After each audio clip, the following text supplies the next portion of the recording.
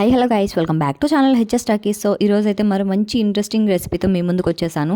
Sweet recipe. ఎవరికైతే sweet interest ఉంటుందో ఇలా ఒక్కసారి ఈ గులాబ్ జామున్ ట్రై చేసి చూడండి. చాలా అంటే చాలా టేస్టీగా ఉంటుంది. అయితే ఈ రెసిపీ నేను వచ్చేసి సంక్రాంతి రోజు చేశాను అనమాట. సంక్రాంతికి అయితే నేను ఇంతకు ముందు కూడా ఈ రెసిపీ ట్రై చేశాను చాలాసార్లు. బట్ ఏంటంటే మనం గులాబ్ జామున్ తినేటప్పుడు లోపల ఉండలాగా ఉండిపోయి అది అంత టేస్టీగా ఉండేది కాదు. సో నేనేం చేశానంటే ఇట్లా కాదు, ఇంకా ఏదైనా కొన్ని టిప్స్ తెలుసుకొని చేయాలి అని చెప్పేసి ఈసారి అయితే ఇంకో కొన్ని ఇంట్రెస్టింగ్ టిప్స్తో మీ ముందుకు వచ్చేసాను అనమాట. ఒక్కసారి నేను చెప్పిన టిప్స్తో మీరు కూడా ట్రై చేయండి. చాలా అంటే చాలా టేస్టీగా ఉంటుంది. నేను ఏదో వ్యూస్ కోసం లైక్స్ కోసం చెప్పట్లేదు. మీకు ఒక్కసారి మీరు వీడియోని చూడండి, మీరు రెసిపీ ట్రై చేయండి. మీకు అలా వస్తేనే నాకు లైక్ చేసి కామెంట్ చేయండి.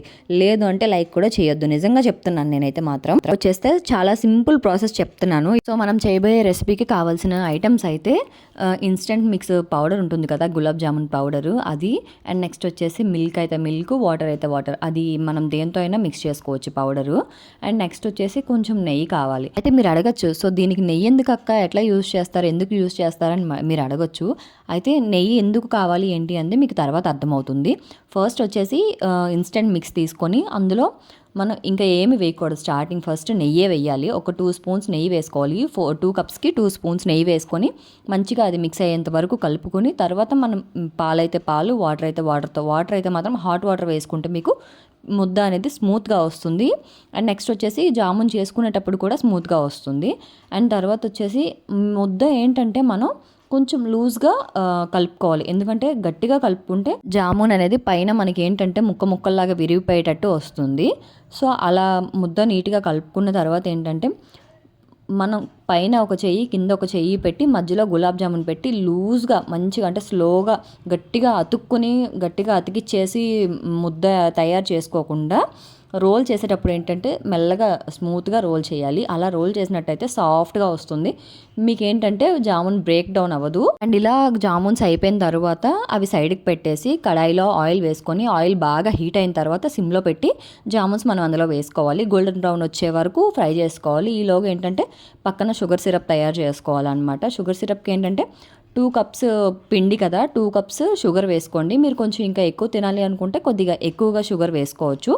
2 కప్స్ షుగర్కి 2 కప్స్ వాటర్ మాత్రమే వేయాలి. ఎక్కువ వాటర్ వేస్తే అది చప్పగా అయిపోయి బాగోదు.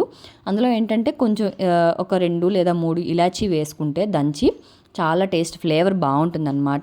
అయితే మనకి షుగర్ సిరప్ అనేది ఎక్కువగా థిక్గా రాకూడదు, అలా అని చాలా పల్చిగా కూడా రాకూడదు. లైట్ గోల్డెన్ బ్రౌన్ కలర్ వస్తుంది. అది కూడా అలా వచ్చేటప్పుడు ఆఫ్ చేసేయచ్చు. ఆఫ్ చేసేసి మనం వేడిగానే ఉండేటప్పుడు వేయవసరం లేదు, అలా అని చల్లగా అయిపోయిన తర్వాత కూడా వేయవసరం లేదు. మనకి ఎప్పుడు నచ్చితే అప్పుడు వేసుకోవచ్చు.